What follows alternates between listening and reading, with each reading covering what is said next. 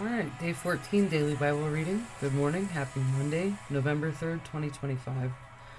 Jesus' trial before Pilate. Mark 15:2 through 5. Pilate asked Jesus, "Are you the king of the Jews?" Jesus replied, "You have said it." Then the leading priests kept accusing him of many crimes, and Pilate asked him, "Aren't you going to answer them? What about all these charges they are bringing against you?" But Jesus said nothing, much to Pilate's surprise. Matthew 27:11 through 14. Now Jesus was standing before Pilate, the Roman governor. "Are you the king of the Jews?" the governor asked him. Jesus replied, "You have said it." But when the leading priests and elders made their accusations against him, Jesus remained silent. "Don't you hear all these charges that they are bringing against you?" Pilate demanded. But Jesus made no response to any of the charges, much to the governor's surprise. Luke 23:1 through 12. Then the entire council took Jesus to Pilate and the Roman governor. They began to state their case. This man has been leading our people astray by telling them not to pay their taxes to the Roman government and by claiming that he is the Messiah, a king. So Pilate asked him, "Are you the king of the Jews?" Jesus replied, "You have said it." Pilate returned to the leading priests and to the crowd and said, "I find nothing wrong with this man." Then they became insistent. "But he is causing riots by teaching wherever he goes, all over Judea, from Galilee to Jerusalem." "Oh, is he a Galilean?" Pilate asked. And when they said he was, Pilate sent him to Herod Antipas, because Galilee was under Herod's jurisdiction, but Herod happened to be in Jerusalem at the time. Herod was delighted at the opportunity to see Jesus because he had heard about him and had been hoping for a long time to see him perform a miracle. He had asked Jesus question after question, but Jesus refused to answer. Meanwhile, the leading priests and teachers of religious law stood there shouting their accusations. Then Herod and his soldiers began mocking and ridiculing Jesus. Finally, they put a royal robe on him and sent him back to Pilate. Herod and Pilate, who had been enemies before, became friends that day. John 18:28 through 40. Jesus' trial before Caiaphas ended in the early hours of the morning. Then he was taken to the headquarters of the Roman governor. His accusers didn't go inside because it would defile them, and they wouldn't be allowed to celebrate the Passover. So Pilate, the governor, went out to them and asked, "What is your charge against this man?" We have handed him over to you we wouldn't have handed him over to you if he wasn't a criminal," they retorted. "Then take him away and judge him by your own law," Pilate told them. "Only the Romans are permitted to execute someone," the Jewish leaders replied.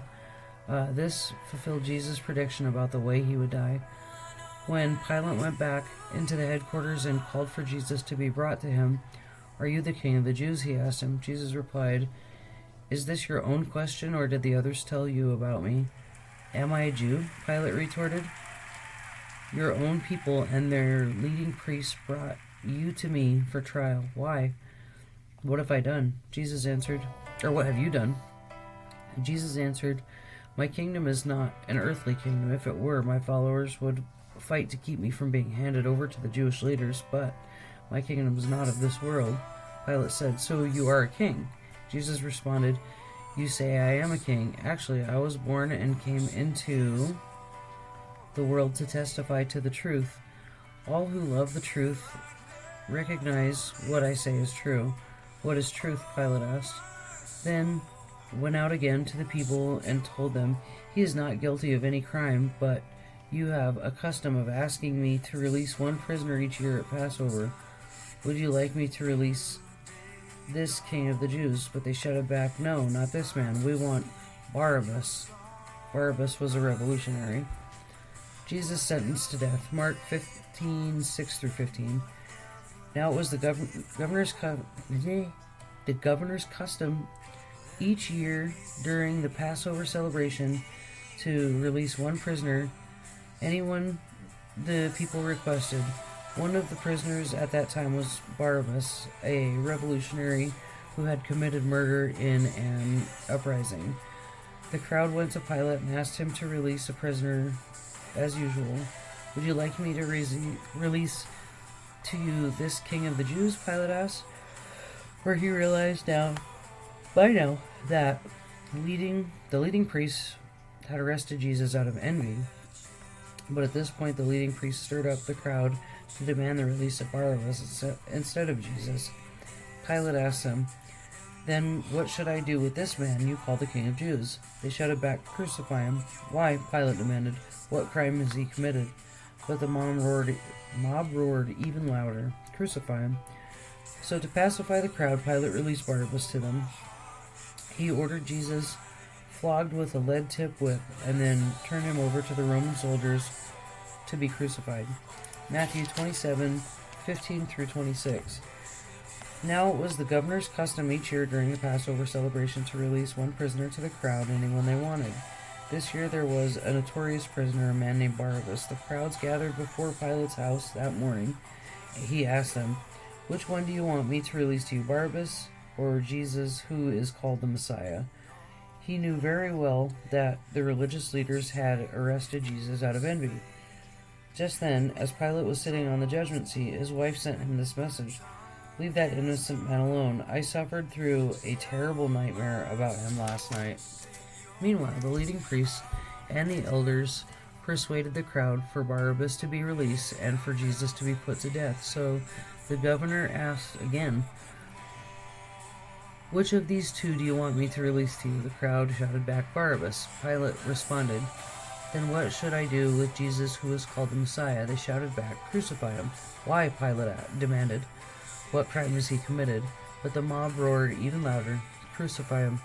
Pilate saw he wasn't getting anywhere and that a riot was developing, so he sent for a bowl of water and washed his hands before the crowd, saying, I am innocent of this man's blood. The responsibility is yours. And all the people yelled back, we will take responsibility for his death, we and our children. So Pilate released Barabbas to them. He ordered Jesus flogged with a leaded tipped whip, and then turned him over to the Roman soldiers to be crucified. Luke 23:13 through 25. Then Pilate called together the leading priests and the other religious leaders along with the people and announced his verdict. You brought this man to me, accusing him of leading a revolt. I have examined him thoroughly on this point in your presence and find him innocent. Herod came to the same conclusion and sent him back to us. Nothing this man has done calls for the death penalty, so I will have him flogged and then I will release him. A mighty roar rose up from the crowd, with one voice that shouted, kill him and release Barabbas to us. Barabbas was in prison for taking part in an insurrection in Jerusalem against the government and for murder. Pilate argued with them because he wanted to release Jesus, but they kept shouting, crucify him, crucify him. For the third time he demanded, why? What crimes he committed? I have found no reason to sentence him to death, so I will have him flogged, and then I will release him. But the mob shouted louder and louder, demanding that Jesus be crucified, and their voices prevailed. So Pilate sentenced Jesus to die, as they demanded. As they had requested, he released Barabbas, but the man in prison for insurrection and murder. But he turned Jesus over to them as they had wished. John 19:1 through 16. Then Pilate had Jesus flogged with a lead-tipped whip. The soldiers wove a crown of thorns and put it on his head, and they put a purple robe on him.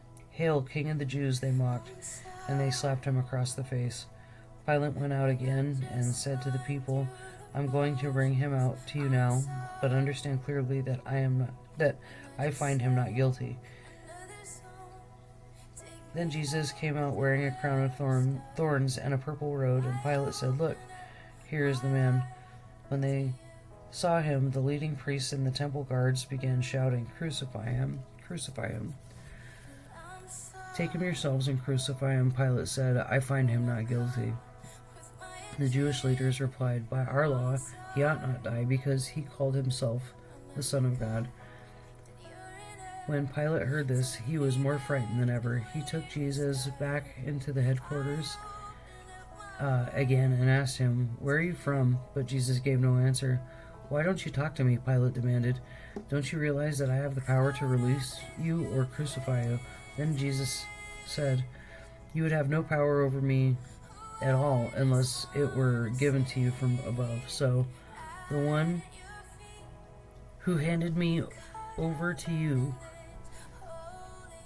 has the greater sin." Then Pilate tried to release him, but the Jewish leaders shouted, "If you release this man, you are no friend of Caesar. Anyone who declares himself a king is a rebel against Caesar." When they said this, Pilate brought Jesus out to them again. Then Pilate sat down on the judgment seat on the platform that is called the stone pavement, in Hebrew, Gabbatha. It was now about noon on the day of preparation for the Passover, and Pilate said to the people, "Look, here is your king. Away with him," they yelled. "Away with him. Crucify him." "What? Crucify your king?" Pilate asked. "We have no king but Caesar," the leading priest shouted back. Then Pilate turned Jesus over to them to be crucified. The soldiers mocked Jesus. Mark 15:16 through 20. Excuse me. The soldiers took Jesus into the courtyard of the governor's headquarters, called the Praetorium, and called out the entire regiment. They dressed him in a purple robe, and they wove thorn branches into a crown and put it on his head.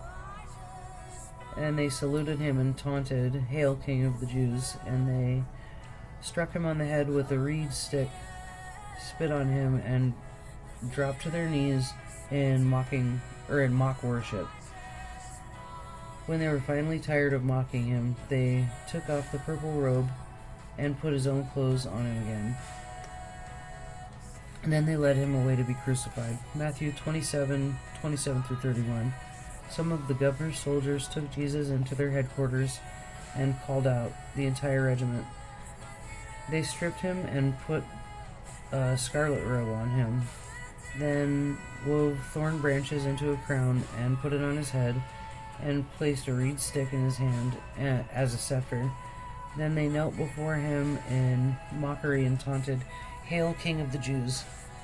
And they spit on him and grabbed the stick and struck him on the head with it.